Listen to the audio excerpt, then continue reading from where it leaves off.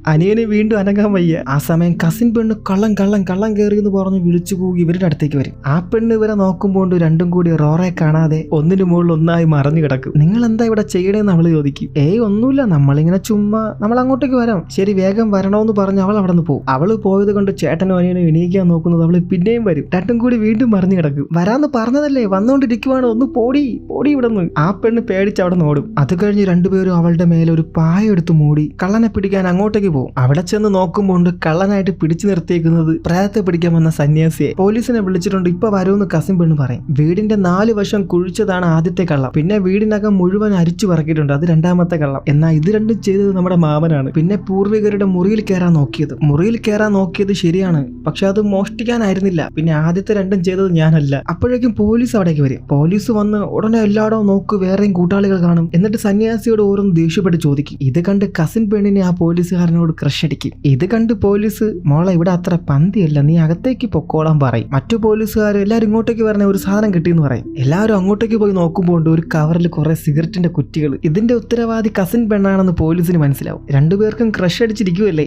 ഇതൊന്നും തെളിവല്ല, അതവിടെ കളഞ്ഞേക്കാൻ പോലീസ് പറയും. അത് കഴിഞ്ഞ് പോലീസ് അവിടെയൊക്കെ നോക്കുമ്പോൾ എന്തോ മൂടി വെച്ചേക്കുന്ന കാണാം. സംഭവം നമ്മുടെ റോറയെ മൂടി വെച്ചേക്കുന്നതാണ് പോലീസ് കണ്ടത്. പോലീസ് പേടിച്ച് അതെടുത്ത് മാറ്റാൻ തുടങ്ങുമ്പോൾ ഹീറോസ് രണ്ടുപേരും കൈ മുറുക്കെ പിടിച്ച് തീർന്നെല്ലാം കഴിഞ്ഞ് പോലീസുകാർ ആ പായ തുറന്ന് നോക്കുമ്പോൾ അതിനകത്ത് റോറ ഇല്ല, കുറച്ച് മരത്തടികളും കല്ലും മാത്രം. ഇവൾ ഇതിപ്പോ ഇവിടെ പോയിടാന്ന് ആലോചിച്ച് നമ്മുടെ ആൾക്കാർ നിൽക്കും. വേറൊന്നും കണ്ടെത്താത്തോണ്ട് പോലീസ് സന്യാസിനെയും കൊണ്ട് അവിടെ നിന്ന് പോകും. ആ സമയം റോറ അവരുടെ ഇടയിലൂടെ നടന്നു വരും. എന്നാൽ അവരാരും അവളെ മൈൻഡ് ചെയ്യില്ല. അവള് ഹീറോസിന്റെ അടുത്ത് വന്ന്, നിങ്ങൾ എന്തിനാ എന്നെ ഇട്ടിട്ട് പോയത്, ഞാൻ ഇപ്പൊ ചത്തുപോയനെ. അങ്ങനെ അവൾ ഓരോന്ന് പറയുമ്പോൾ അവൾ വീഴാൻ തുടങ്ങും. രണ്ടുപേരും കൂടി അവളെ തോളി താങ്ങി നിർത്തും. അപ്പോഴേക്കും കുടുംബക്കാർ അങ്ങോട്ടേക്ക് വരും. നിങ്ങൾ എന്താ ചെയ്യുന്നേ? മാമൻ അവരോട്, ഇത് നമുക്ക് അറിയാവുന്ന ഒരു കുട്ടിയാ. ഇത് കേട്ട് അപ്പുപ്പ, നിനക്കൊക്കെ എന്താ വട്ടായോ, നിനക്ക് ഇത് ആരുടെ കാര്യ പറയുന്നേ? അപ്പുപ്പ, ഇവിടെ നിൽക്കുന്ന റോറയുടെ കാര്യം. എന്ത് റോറയോ എന്ന് പറയുമ്പോൾ ട്വിസ്റ്റ്. ഈ റോറയെ അവർക്കാർക്കും കാണാൻ കഴിയുന്നില്ല. സത്യത്തിൽ റോറ ഒരു പ്രേതമാണ്. ഹീറോസ് രണ്ടുപേരും നേർക്ക് വട്ടായി എന്ന് തോന്നുന്നു. ആ കള്ളനെ പിടിച്ച ടെൻഷനിലായിരിക്കും അങ്ങനെ കൊണ്ട് അകത്ത് കിടത്താൻ പറയും. സംഭവം ഹീറോസിന് റോറയെ കാണാം, കുടുംബക്കാർക്ക് കാണാൻ പറ്റുന്നില്ല. മാമൻ റോറയോട്, നമ്മുടെ കുടുംബം ഇങ്ങനെയാ, അങ്ങനെ ചെറിയ ഭ്രാന്തുണ്ട്, അതൊന്നും കാര്യമാക്കണ്ടെന്ന് അവളോട് പറയും. അപ്പൂപ്പൻ ചൂടായി, നിങ്ങൾക്ക് ഇത് കണ്ടിട്ട് എന്താ തോന്നുന്നത്, എനിക്കാണോ ഭ്രാന്ത് അതോ ഇവന്മാർക്കാണോ ഭ്രാന്ത്? ആ സമയം കള്ളനെ കൊണ്ട് പോയ പോലീസ് തിരിച്ചു വരും. ഈ പോലീസ് പറയും, അവരുടെ നിൽപ്പ് കണ്ടില്ല, അവിടെ ആരോ ഉള്ളതുപോലെ. റോറ അവിടെ നിന്ന് അവരുടെ അടുത്തേക്ക് ചെന്ന്, ഇവരെല്ലാം എനിക്ക് പരിചയമുള്ളതുപോലെ തോന്നുന്നു. മാമൻ, ദാ കണ്ട, അവളിപ്പോ നിങ്ങളുടെ അടുത്തേക്ക് വന്ന് സംസാരിക്കുന്നുണ്ട്, നിനക്കൊക്കെ മുഴു ഭ്രാന്താടാ നാറുകളെ എന്ന് കുടുംബക്കാർ. റോറ സംസാരിച്ച് വെളിച്ചത്തിലേക്ക് ചെല്ലുമ്പോൾ അവൾക്ക് മാത്രം നിഴലില്ല. ഇത് അനിയൻ കണ്ട്, എടാ അവള് പ്രേതോടെ, അവൾക്ക് നിഴലില്ല, അവളുടെ കാല് തറയിൽ കുത്തിയിട്ടുമില്ല. ആ സമയം ആദ്യത്തെ സംഭവം കാണിക്കും. ഇവര് വണ്ടി ഇടിച്ചപ്പോ അനിയൻ ഒരു തടിയിലാണ് പിടിച്ചത്. അത് ഈ പെണ്ണിന്റെ കാലാണെന്ന് തോന്നിയതാണ്. അത് കഴിഞ്ഞ് രാത്രി ഊഞ്ഞാലടിച്ചത്, അതും വെറും ഊഞ്ഞാൽ മാത്രമാണ്, അവിടെ ആളില്ലായിരുന്നു. അവള് പ്രേതം തന്നെയാടാന്ന് അനിയൻ കാറിക്കൂകും. സന്യാസി പറഞ്ഞത് ശരി തന്നെയാ, ഇവിടെ ഒരു പ്രേതം ഉണ്ടെന്ന് പറഞ്ഞ് സന്യാസിയെ പിടിച്ച് മുന്നിലേക്ക് ഇടും. സന്യാസി പേടിച്ച്, നീ ഒരു മനുഷ്യനാണെങ്കിൽ പുറത്തു പാടി, അല്ല ഇനി പ്രേതമാണെങ്കിൽ ഇവിടെ നിന്ന് പൊക്കോണം, എന്നോട് ഇവിടെ നിന്ന് പോകാൻ പറയരുതെന്ന് അവള് പറയുന്നതും അവിടെ വലിയ കാറ്റ് വീശും. മാമന്റെ കൂട്ടുകാർ പേടിച്ച് പുറത്തേക്ക് വന്ന്, ഇവിടെ നിധി ഉണ്ടെന്ന് പറഞ്ഞിട്ട് ഇപ്പൊ പ്രേതമാണല്ലോ ഉള്ളത്. കുറച്ചു കഴിഞ്ഞ് എല്ലാം ശാന്തമാകും.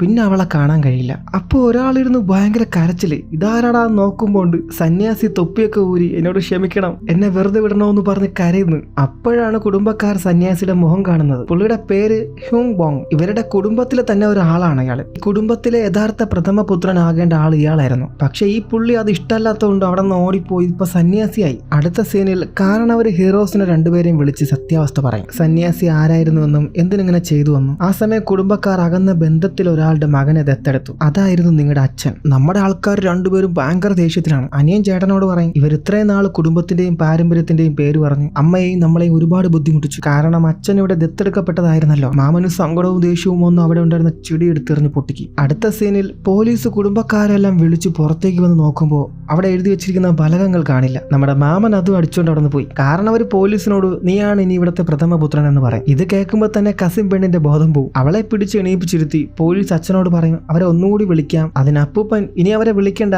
അവനെ അറസ്റ്റ് ചെയ്താൽ മതി, രക്ഷപ്പെടുത്താൻ പറ്റുന്ന ദൂരത്തിലല്ല അവന്മാരെന്ന് പറയും. അപ്പൊ അവിടേക്ക് അനിയൻ വന്ന്, അവൻ നിങ്ങളുടെ രക്തബന്ധമായിരുന്നെങ്കിൽ നിങ്ങൾ ഇങ്ങനെയൊക്കെ പറയുമായിരുന്നോ? നിങ്ങൾ ഒരിക്കൽ പോലും നമ്മളെ ഈ കുടുംബത്തിലെ പുത്രന്മാരെ കണ്ടിട്ടില്ല, അതുകൊണ്ട് തന്നെ കുടുംബത്തിലെ ഭാഗമായി വരുന്ന കുന്ന് കച്ചവടം ചെയ്യാൻ പോകുന്നു പറഞ്ഞ് അനിയൻ അവിടെ നിന്ന് കാറെടുത്ത് പോകും. കസിൻ പെണ്ണിന് പോലീസുകാരൻ ഈ പദവി കിട്ടുന്നതിൽ ഇഷ്ടമല്ല. അവള് കരഞ്ഞുകൊണ്ട് അവന്മാരെ പിടിച്ച് കെട്ടണമെന്ന് പറയും. അപ്പൂപ്പൻ ഇത് കണ്ട്, ഈ കുടുംബത്തിന് വേണ്ടി നീ ഇത്രയും സങ്കടപ്പെടുന്നുണ്ടെങ്കിൽ അടുത്ത പ്രഥമ മരുമകൾ നീ തന്നെ. അങ്ങനെ അടുത്ത പണിയും അവക്ക് വാക്ക് കിട്ടി. അടുത്ത സീനിൽ അനിയൻ മാമനെ വിളിക്കും. പേടിത്തൂറി ജൂംബോങ് എന്നാണ് പേര് സേവ് ചെയ്ത് വെച്ചേക്കുന്നത്. അനിയൻ വിളിച്ച് എന്താ നിന്റെ ഉദ്ദേശം? എന്തുദ്ദേശം? ഈ സാധനങ്ങളൊക്കെ വിറ്റ് എന്റെ കടം തീർക്കണമെന്ന് മാമൻ പറയും. അവര് പറഞ്ഞത് നീ കേട്ടില്ലേ, ഈ കുടുംബമായിട്ട് നമുക്ക് ഒരു ബന്ധവും ഇല്ലാന്ന്. അമ്മയുടെ ചടങ്ങിന് പോലും നമ്മൾ വന്നില്ല, അച്ഛന്റെ ചടങ്ങിന് നമ്മൾ നിൽക്കണമെന്നൊക്കെ അനിയൻ പറയും. ആ സമയം റോറ റോഡിലൂടെ നടക്കുന്നത് മാമൻ കാണും. അവളെ പാസ് ചെയ്ത് പോകുമ്പോൾ വീണ്ടും അടുത്ത സൈഡിൽ നിൽക്കുന്നത് വീണ്ടും കാണും. മാമൻ പേടിച്ച് അനിയനും മറുപടി ഒന്നും പറയില്ല. അടുത്ത് നോക്കുമ്പോൾ റോറ മുമ്പിൽ നിൽക്കുന്നു. ഹീറോ വണ്ടി വെട്ടിച്ച് മാറ്റുന്നത് അവിടെ ബാരിക്കേഡിൽ ഇടിച്ച് വണ്ടി നിൽക്കും. മാമൻ ബോധം വന്ന് നോക്കുമ്പോൾ റോറ സീറ്റിലിരിക്കുന്നു. ഇതുകൊണ്ട് പേടിച്ച് പുറത്തേക്ക് ഇറങ്ങാൻ നോക്കുമ്പോൾ അവൾ അവിടെ നിൽക്കും. അനിയൻ വന്ന് നോക്കുമ്പോൾ മാമൻ ബോധം കെട്ട് കിടക്കുന്നു. തട്ടി വിളിച്ച് ഡോർ തുറക്കുമ്പോൾ അനിയനെ കണ്ട് പേടിച്ച് നീ ആരടാന്ന് ചോദിക്കും. എന്തു പറ്റിയെന്ന് ചോദിക്കുമ്പോൾ ഞാൻ പ്രേതത്തെ കണ്ടു എന്ന് മാമൻ പറഞ്ഞ് തീരുമ്പോൾ വീണ്ടും ബോധം പോകും. അപ്പൊ അവിടേക്ക് ഇവരെ പിടിക്കാൻ പറഞ്ഞു വിട്ട പോലീസുകാർ വരും. വന്നൊന്ന് രക്ഷിക്കണേ, ഒരാൾ പറ്റില്ല, എല്ലാരും വന്നാലേ എന്തെങ്കിലും ചെയ്യാൻ പറ്റൂന്ന് വിളിച്ചു കൂകും അനിയൻ. അടുത്ത സീനിൽ ഹീറോസിനെ കൊണ്ട് പോലീസ് തിരിച്ചു വരും. അവിടെ നിന്ന് എടുത്തോണ്ട് പോയ ഫലകം പോലീസ് തിരിച്ചെടുത്ത് നോക്കും. ചടങ്ങിന്റെ 3-ാം ദിവസമായിരിക്കുന്നു. അപ്പൂപ്പ മാമനോട് ഭയങ്കര ദേഷ്യത്തിൽ എല്ലാം നീ കാരണമാണ് നാറി, നീ ഇനി ഈ കുടുംബത്തിന്റെ ഭാഗമല്ല. മാമൻ ടെൻഷനായി, അതെ ഞാൻ ഈ കുടുംബത്തിന്റെ ഭാഗമല്ല, അതുകൊണ്ട് എന്നോട് ഉത്തരവിടാനൊന്നും നിൽക്കണ്ട, മര്യാദയ്ക്ക് സംസാരിക്കാൻ പറയും. അപ്പൊ നീ പശ്ചാത്താപിക്കാൻ പോകുന്നില്ല എന്ന് ചോദിക്കും. ഞാൻ എന്തിന് പശ്ചാത്താപിക്കണം? മരിച്ചവരുടെ പേരിൽ ജീവിച്ചിരിക്കുന്നവരെ കൊല്ലാക്കൊല ചെയ്യുന്നവരാണ് നിങ്ങളൊക്കെയാണ് പശ്ചാത്താപിക്കേണ്ടത്. ശരിയാ, ഞങ്ങളുടെ അച്ഛനെ ദത്തെടുത്തു, പക്ഷെ ഞങ്ങളുടെ അമ്മയോ ഈ നശിച്ച കുടുംബം കാരണം ജീവിതത്തിൽ സഹിക്കാനുള്ളിടത്തോളം എല്ലാം സഹിച്ചിട്ടാണ് അമ്മ മരിച്ചത്. അവർക്ക് വേണ്ടി നിങ്ങൾ എന്താ ചെയ്യാൻ പോകുന്നത്? അപ്പൂപ്പന് ദേഷ്യം വന്ന് വേസ്റ്റ് വെള്ളം എടുത്ത് മാമന്റെ തലയിൽ ഒഴുകി. എന്നിട്ട് കുറെ തെറിയും പറയും. ഇതൊക്കെ കഴിഞ്ഞ് ഒപ്പിട്ട് മേടിച്ച സമ്മതപത്രം അനിയൻ കൊറിയർ അയക്കി. അടുത്ത സീനിൽ മാമൻ നെഞ്ചിൽ താറാവിന്റെ പടമുള്ള ഒരു ബനിയനൊക്കെ ഇട്ടാണ് ഇരിക്കുന്നത്. എന്നിട്ട് അനിയനോട് പറയും, എന്റെ ചെവിയിൽ നിന്ന് എന്തൊക്കെ ഇപ്പോഴും പുറത്തു വരുന്നടാ, എന്തായാലും ഭാഗ്യത്തിന് ഈ ഡ്രസ്സ് എനിക്ക് നല്ല പാകമാണ്. അതിന് അനിയൻ നോക്കിയിട്ട് പാകമെന്നോ, നീ അനങ്ങാൻ നിൽക്കണ്ട, അത് കീറിപ്പോവും. ആ താറാവ് ഇത്ര വലുതായിരുന്നോ? നീ കൂടുതലും മസിലൊന്നും പെരുക്കണ്ട, അത് പൊട്ടി തെറിക്കും. അച്ഛനോട് നമുക്ക് ക്ഷമിക്കാൻ പറ്റില്ല, പക്ഷെ അമ്മ, അവർക്ക് നമ്മളെ ഒന്ന് കാണാൻ പോലും പറ്റില്ലല്ലോടാ. അമ്മ മരിച്ചിട്ട് നമ്മൾ ഒന്നിനും വന്നില്ല, അമ്മയ്ക്ക് നമ്മളോട് ദേഷ്യമായിരിക്കും. അതാവും ഒരു സ്വപ്നത്തിൽ പോലും അമ്മ വരാത്തതെന്ന് അനിയൻ പറയും. അങ്ങനെ ഓരോന്ന് പറഞ്ഞ് രണ്ടുപേരുടെയും കണ്ണ് നിറയും. അല്ലേലും ആൺപിള്ളേർക്ക് അമ്മയുടെ ഭയങ്കര സ്നേഹം. അടുത്ത സീനിൽ മാമൻ അമ്മയ്ക്ക് കൊടുത്ത ഫോണ്, ആ കളിപ്പാട്ടങ്ങളൊക്കെ അനിയൻ കാണും. മാമൻ ഇവിടെ കട്ടുകൊണ്ടുപോയ സാധനങ്ങളൊക്കെ തിരിച്ചെടുത്ത് വെക്കും. ആ കൂട്ടത്തിൽ ഒരു ഫലകത്തിൽ എന്തോ എഴുതിയിരിക്കുന്ന കാണും. അപ്പോഴാണ് കഥ കാണിക്കുന്നത്. എന്തൊക്കെയോ വീടിൽ നിന്ന് കട്ടതിന് അച്ഛൻ മാമൻ അടിച്ച് പുറത്താക്കും. അമ്മ ഓടി വന്ന് കുറച്ച് കൂപ്പൺ അവന്റെ കയ്യിൽ കൊടുത്ത്, ഇത് വെച്ചോ, ഭാഗ്യം എപ്പോൾ വേണേലും വരും, പിന്നെ ഭക്ഷണമൊക്കെ നീ സമയത്തിന് കഴിക്കണം. അപ്പോൾ അച്ഛൻ മനസ്സിൽ പറയും, പക്വതയില്ലാത്തവൻ, അവന്റെ അമ്മ എന്ത് അവസ്ഥയിലാണെന്ന് അവൻ ഇപ്പോഴും അറിയില്ല.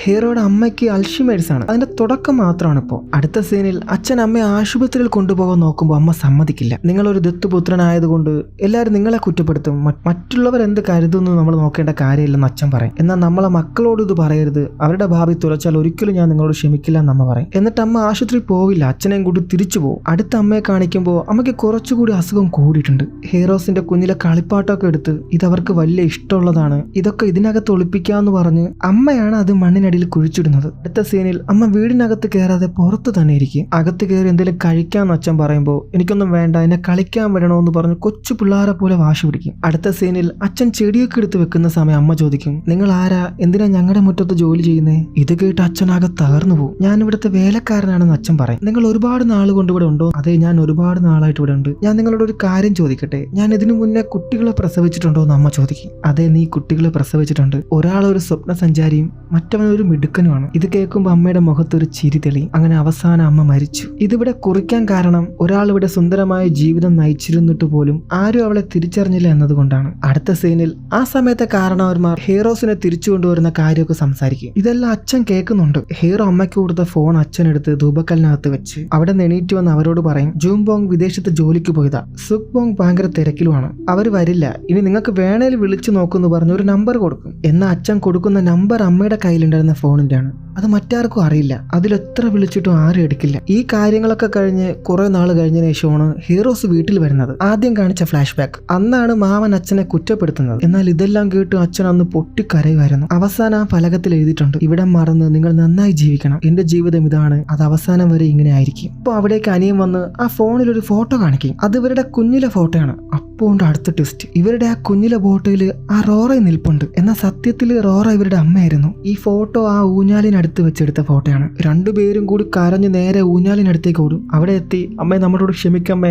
അമ്മ എവിടെയാ അമ്മേ എന്ന് വിളിച്ച് കരയും. മാമൻ അനിയനോട് നമുക്ക് പെട്ടെന്ന് തന്നെ ഹൈവേ വരുന്ന നിർത്തിക്കണം, ഹൈവേ വന്നാൽ പിന്നെ അമ്മയ്ക്ക് ഇവിടെ ഊഞ്ഞാലിടാൻ കഴിയില്ലെന്ന് പറഞ്ഞ് അങ്ങോട്ടേക്ക് പോകും. അടുത്ത സീനിൽ രണ്ടുപേരും പാഞ്ഞ് കമ്പനിയിൽ വന്ന് ലിഫ്റ്റ് തുറക്കാൻ നോക്കുമ്പോൾ മാമൻ ഒരു ഉൾവിളി, ഞാനൊന്ന് ടോയ്ലറ്റിൽ പോയിട്ട് വരാം, നീ അകത്തേക്ക് പോയി എല്ലാം റെഡിയാക്കെന്ന് പറഞ്ഞ് മാമൻ അവിടെ നിന്ന് ഓടും. ഇവിടെ നാട്ടിൽ അച്ഛനെ അടക്കം ചെയ്യാനായി എല്ലാവരും ഏർപ്പാട് ചെയ്ത് ആളുകളെല്ലാം അങ്ങോട്ടേക്ക് പോകുന്നു. അനിയൻ ഓഫീസിൽ വന്ന് ആ സമ്മതപത്രം പിടിച്ച് ഇത് തെറ്റായ പത്രമാണ്, ഇത് തിരിച്ചു തരാൻ പറയും. മാനേജർ ഇതിലൊരു തെറ്റുമില്ല, ഞാൻ നോക്കിയാണ് എല്ലാം കറക്റ്റാന്ന് പറയും. രക്ഷയില്ലെന്ന് കണ്ട് അതും പിടിച്ചു വാങ്ങി അനിയൻ പുറത്തേക്ക് ഓടും. എന്നാലും എല്ലാവരും കൂടി അവനെ പുറത്തിട്ട് പിടിക്കും. അപ്പൊ പുറത്തേക്ക് ആ ലേഡി വന്ന് ആ പത്രം എടുക്കും. മാനേജർ അങ്ങോട്ട് വന്ന് അനിയന്റെ കയ്യിൽ ചവിട്ടി, മരിച്ചവർ ഒരിക്കലും തിരിച്ചു വരാൻ പോകുന്നില്ല, അതുപോലെ തന്നെയാണ് ഈ സമ്മതപത്രം, ഒരു പ്രാവശ്യം ഒപ്പിട്ട് തന്നാൽ പിന്നെ തിരിച്ചു വാങ്ങിക്കാൻ കഴിയില്ല. അപ്പൊ അവിടേക്ക് വരും നമ്മുടെ ഡോൺലി മാമൻ. മാമൻ അങ്ങോട്ടേക്ക് വന്ന് ആരുടെ എന്റെ അനിയനോട് മോശമായി പെരുമാറുന്നതെന്ന് ചോദിച്ച് കൊടുക്കും അവന്റെ മുഖത്തൊരു പഞ്ച്. ഇടികൊണ്ട മാനേജർ ആരടാ ഈ നീലപ്പന്നി? അനിയനപ്പോ ഇതെന്റെ ചേട്ടനാ, അവന്റെ ശരീരം മൊത്തം മസില. മാനേജർ പേടിച്ച് ആ സമ്മതപത്രം തരാൻ ലേഡിയോട് പറയും. അവൾ അതും കൊണ്ട് അകത്തേക്ക് ഓടും. അവളെ പിടിക്കാൻ അനിയനെ സസ്പെൻഡ് ചെയ്തവനും പോകും. അനിയൻ ഇത് കണ്ട് എടാ നാറിന്ന് പറഞ്ഞ് അവനെ ഓടിച്ചെന്ന് ചവിട്ടാൻ തുടങ്ങുന്നത് അവ അവിടെ നിന്ന് മാറും. അനിയൻ കാലും പൊക്കി ഇതേ പോണ്.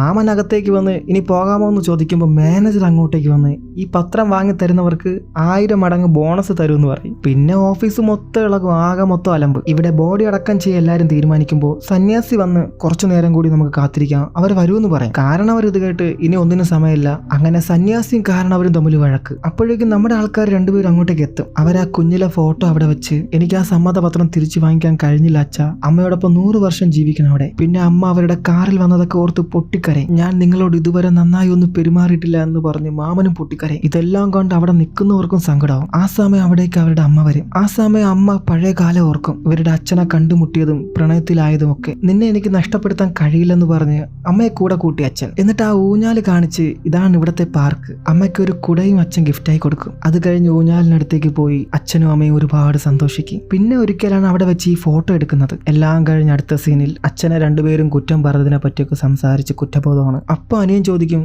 അമ്മ എന്തുകൊണ്ട് നമുക്ക് മനസ്സിലായില്ല? അതിന് മാവൻ പറയും നമ്മുടെ മനസ്സിൽ അച്ഛനമ്മമാരുടെ ചെറുപ്പകാല മുഖം ഫോട്ടോകളെ അടിസ്ഥാനമാക്കിയാണ്, എന്നാൽ നമ്മുടെ തിരക്ക് കാരണം നമ്മൾ അതുപോലും നോക്കിയില്ല. സംഭവം എന്താന്ന് വെച്ചാൽ അമ്മയുടെ ചെറുപ്പകാല മുഖം ആയതുകൊണ്ട് ഇവരുടെ മുന്നിൽ വന്നതും ഇവർ കണ്ടതൊക്കെ അമ്മയാണെന്ന് അവർക്ക് മനസ്സിലായില്ല. ഇത്രയും വർഷത്തിനിടയ്ക്ക് ഇന്നാണ് നീ ഒരു നല്ല കാര്യം പറഞ്ഞതെന്ന് അനിയൻ പറയും. അപ്പം മാമൻ പറയും ആളുകൾ പക്വത കൈവരിക്കുന്നത് ഇതുപോലുള്ള സാഹചര്യങ്ങളിലാണ്, ഞാനൊന്ന് മൂത്രമൊഴിച്ചിട്ട് വരട്ടെ എന്ന് പറഞ്ഞ് മാമൻ അപ്പുറത്തേക്ക് പോകുമ്പോൾ പണ്ട് അവിടെ അച്ഛൻ നട്ടുവെച്ച ചെടികളെല്ലാം പൂത്തു നിൽക്കുന്നു. ആ ചെടികളൊക്കെ വംശനാശം സംഭവിച്ച ചെടിയാണ്. ഇത് പിന്നീട് വലിയൊരു വാർത്തയാവും. ഈ ചെടി ഹീറോസ് കണ്ടുപിടിച്ച് കൃഷി ചെയ്യുന്നു എന്നൊക്കെ പേപ്പറിലും ടിവിയിലും ഒക്കെ വരും. ഇത് കണ്ട് അവരുടെ കുടുംബക്കാരും സന്തോഷിക്കും. അവിടെ ഈ വംശനാശം സംഭവിച്ച പൂക്കളുള്ളത് കൊണ്ട് ഹൈവേ ഇനി അതിലൂടെ വരില്ല എന്ന് സർക്കാർ പറഞ്ഞ് ആ പണി നിർത്തിവെക്കും. അടുത്ത സീനിൽ മാമൻ എല്ലാ കടവും തീർത്ത് ഊഞ്ഞാലാടുന്നു. അനിയൻ പുതിയ ബിസിനസ് ഒരുമിച്ച് തുടങ്ങുന്നതിനെ പറ്റി സംസാരിക്കും. ഉടനെ മാമൻ അതിന് നെഗറ്റീവ് പറയും. അനിയൻ മാമനോട് പിണങ്ങി അവിടെ നിന്ന് പോകാൻ നേരം മാമൻ പുറകിലൂടെ ചെന്ന് പിടിച്ച് അവനെ കളിയാക്കി രണ്ടുപേരും സന്തോഷിക്കുമ്പോൾ അവിടെ വെച്ച് ഈ സിനിമ അവസാനിക്കുന്നു.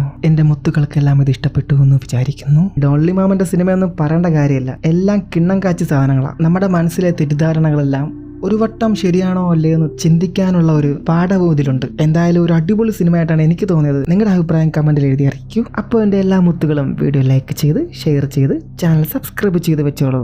അടുത്തൊരു അടിപൊളി വീഡിയോയുമായി കാണുന്നത് വരെ ഇറ്റ്സ് ബൈ സുൽത്താൻ ക്രിയേഷൻസ്.